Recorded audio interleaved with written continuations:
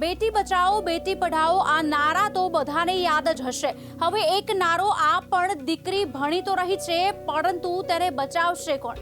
આ હું એટલા માટે કહી રહી છું કારણ કે જ્યાં હમણાં જ ભરૂચ જિલ્લામાં 10 વર્ષની બાળકી પર દુષ્કર્મનો કેસ તાજેતરમાં ખૂબ જ ગુંજ્યો હતો। બાળકી પર એટલી ખરાબ રીતે બળાત્કાર કરવામાં આવ્યો હતો કે તે બે ઓપરેશન પછી પણ મૃત્યુ પામી હતી।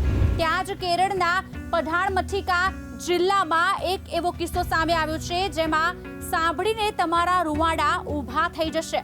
જ્યાં એક તરુણીનું 1, 2, 3 નહીં પરંતુ 64 લોકોએ જાતીય શોષણ કર્યું।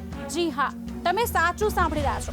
એક તરુણીએ તેની સાથે થયેલી આ આપવીતી જણાવતા કહ્યું કે તેનું 4 વર્ષ સુધી જાતીય શોષણ થયું છે અને આ 4 વર્ષમાં તે 64 લોકોનો શિકાર બની છે। તેનું કહેવું છે કે તેના જ નજીકના લોકો દ્વારા ભોગ બનાવવામાં આવી હતી।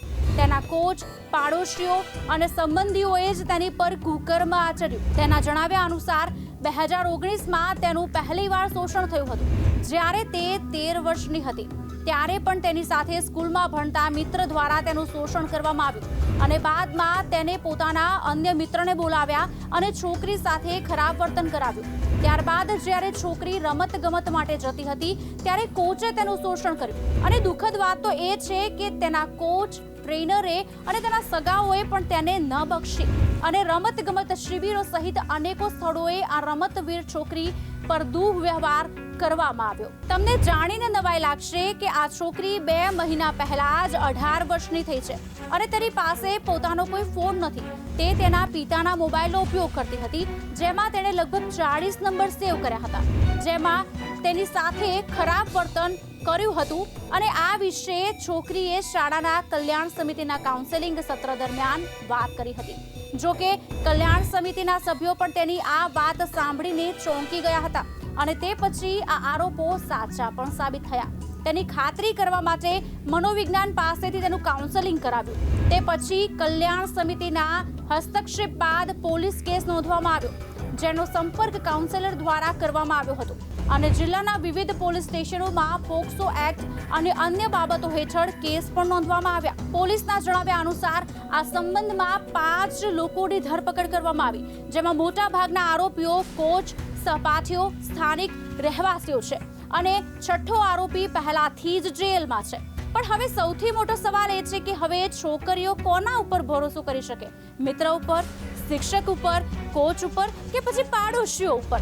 આનો જવાબ કોઈની પાસે નથી કારણ કે આ હેવાનો માટે કડક પગલાં લેવામાં નથી આવી રહ્યા। બેટી બચાવો બેટી પઢાઓના નારા તો બહુ જ લગાવી દીધા।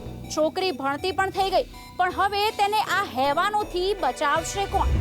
આજે પરિસ્થિતિ એવી થઈ ગઈ છે કે રાજ્યમાં કોઈ જિલ્લો અને તાલુકો કે કોઈ શહેર બાકી નથી રહ્યા જ્યાં બાળકી પર બળાત્કાર ન થયો હોય। આ સ્થિતિ પછી દિન પ્રતિદિન વણસી પણ રહી છે।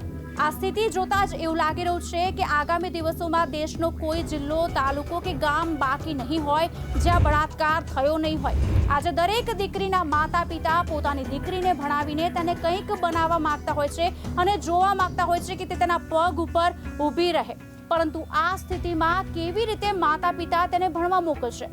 તેની કેવી રીતે આ હેવાનોથી સુરક્ષિત કરી શકશે? દરેક દીકરીના માતા પિતાને એ જ ડર છે કે તેમની દીકરી ક્યાં સુધી સુરક્ષિત છે। કાં તો એવું કહી શકીએ કે સુરક્ષિત જ નથી। કોને ખબર છે કે તેમની દીકરી ક્યારે કોનો શિકાર બની જાય? કારણ કે આ હેવાનો દરેક જગ્યા પર છે, ક્યાંક શિક્ષકના રૂપમાં તો ક્યાંક પાડોશીના તો ક્યાંક કોચના રૂપમાં જોવા મળી રહ્યા છે। આજે આવી સ્થિતિના કારણે જ્યારે છોકરી શાળા, કોલેજ અથવા તો નોકરીએ જાય છે તો દરેક દીકરીની માતાને એ જ ડર હોય છે કે તેમની દીકરી ત્યાં સુરક્ષિત હશે કે નહીં, તેમની દીકરી સુરક્ષિત ઘરે પાછી આવશે કે નહીં, કારણ કે બળાત્કારીઓને તો જાણે કોઈનો ડર જ નથી રહ્યો। જો પોલીસ કે તંત્રનો ડર હોત તો બળાત્કારીઓ આવી હિંમત જ ન કરી શકતા હોત। તમારું આ વિષય પર શું કહેવું છે? કમેન્ટ કરીને જણાવો।